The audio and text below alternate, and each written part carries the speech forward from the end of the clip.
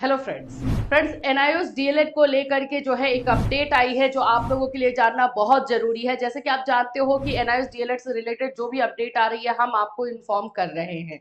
अभी क्या क्या चीजें चल रही हैं वो भी हमने आपको बताया है, किस तरह से जो है मिनिस्टर्स के पास इन बातों को पहुंचाया जा रहा है वो भी आपको इन्फॉर्म किया गया है। तो चलिए जानते हैं कि क्या अपडेट है। फ्रेंड्स, अगर चैनल पर पहली बार विजिट कर रहे हो तो चैनल को सब्सक्राइब कर लेना, बेल आइकन को हिट कर देना। यहाँ पर आपको एनआईओएस डीएलएड से रिलेटेड हर इन्फॉर्मेशन जो आप लोगों के लिए जरूरी है दी जाती है। मैं बता दूं कि पहले जो आशंका हमने आपको जताई थी वही चीजें जो है हो गई है। एनआईओएस डीएलएड में सबसे पहला जो जीत एनआईओएस डीएलएड को मिली थी वो पटना हाई कोर्ट से थी। पटना हाई कोर्ट में ये फैसला दिया गया था कि एनआईओएस डीएलएड जो है मान्य है, और जो कि सही बेसिस पे भी हुआ। और उन सभी चीजों के तहत जो है वैकेंसी निकाली गई और उसमें एनआईएस डीएलएड के बच्चे को 15 में लिया भी गया। ये आप छठी भर्ती की मैं बात करती हूँ, 6 फेज वाली जो वैकेंसी आई थी उसके लिए बता रही हूँ।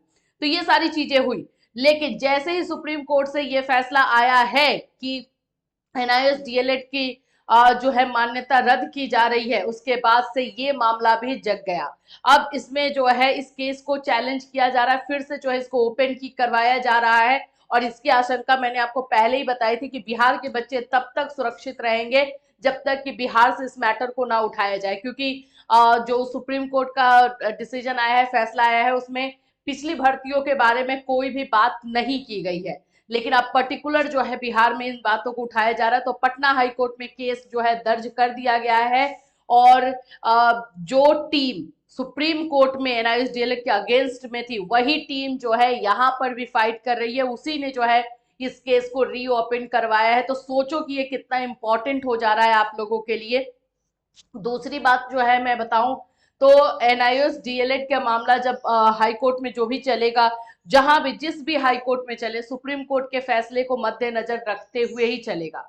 तो हम सब के लिए यानी कि एनआईओएस डीएलएड के बच्चों के लिए ये ज्यादा जरूरी है कि जो फाइट हो रही है वो सुप्रीम कोर्ट में हो। सुप्रीम कोर्ट से फैसला तो आ गया है, लेकिन इसके लिए जो भी आगे की कार्यवाही है, जैसे कि जो रिकॉग्निशन लेटर दिया गया है उसके लिए उसको गैजेट में शामिल करना और इससे रिलेटेड जो भी चीजें हैं वो हम सुप्रीम कोर्ट से ही क्लियर करें तो ज्यादा अच्छा रहेगा कानूनी दांवपेच के मामले में।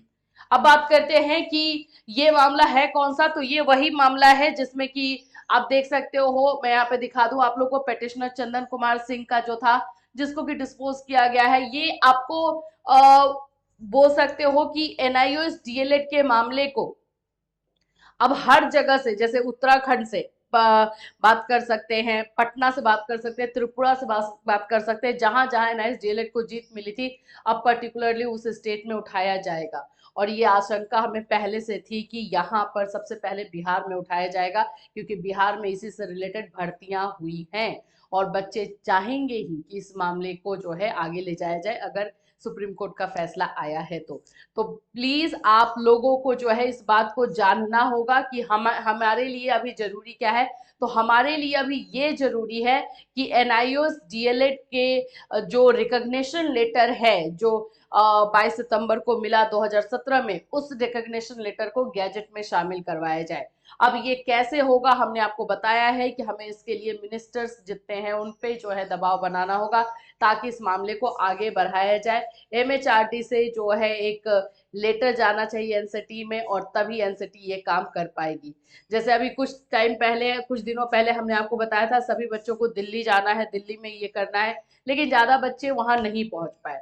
तो बात यही हो जा रही है कि जो मामले को आगे लेकर के जा रहा है उनसे क्वेश्चन यही पूछा जा रहा है कि आप 14 लाख बच्चे बोल रहे वो है कहाँ, तो वो आप लोग नहीं दिखाओगे तो फिर प्रॉब्लम ही है। तो ये चीजें जो है अभी चल रही हैं। इससे रिलेटेड आप लोगों को इस केस से रिलेटेड जो केस को रीओपन किया गया है, जिसकी सुनवाई जो है आशंका जताई जा रही है कि अगले सप्ताह जो है इसकी कभी भी सुनवाई की डेट जो है आ सकती है। तो जब भी इससे रिलेटेड कोई डेट आएगी हम आपको इन्फॉर्म करेंगे ही करेंगे। अगर हम बात कर लेते हैं सुप्रीम कोर्ट की, तो सुप्रीम कोर्ट में रिव्यू पिटिशन को लेकर के अभी कोई भी मामला नहीं चल रहा है। रिव्यू पिटिशन अभी अगर डाला भी जाए, सोच लो कि अगर रिव्यू पिटिशन डाला भी जाएगा तो उसका भी पॉजिटिव हाल तब तक नहीं आएगा जब तक कि रिकॉग्निशन लेटर को गैजेट में ना शामिल किया जाए। तो गैजेट में नहीं शामिल किया जाएगा तो रिव्यू पिटिशन जाएगा, वहां से खारिज हो जाएगा, तो कोई मतलब नहीं बनता है। तो सब कुछ एक ही जगह पे आकर के रुक जा रहा है कि रिकॉग्निशन लेटर को गैजेट में शामिल करवाना या फिर गैजेट को की मांग करना, यही चीजें जो है अभी चल रही हैं। इससे रिलेटेड और कोई अपडेट आता है या इस पटना के केस से रिलेटेड कोई भी अपडेट आएगा तो डेफिनेटली आपको जो है इसी चैनल के माध्यम से इन्फॉर्म किया जाएगा। Till then take care everyone.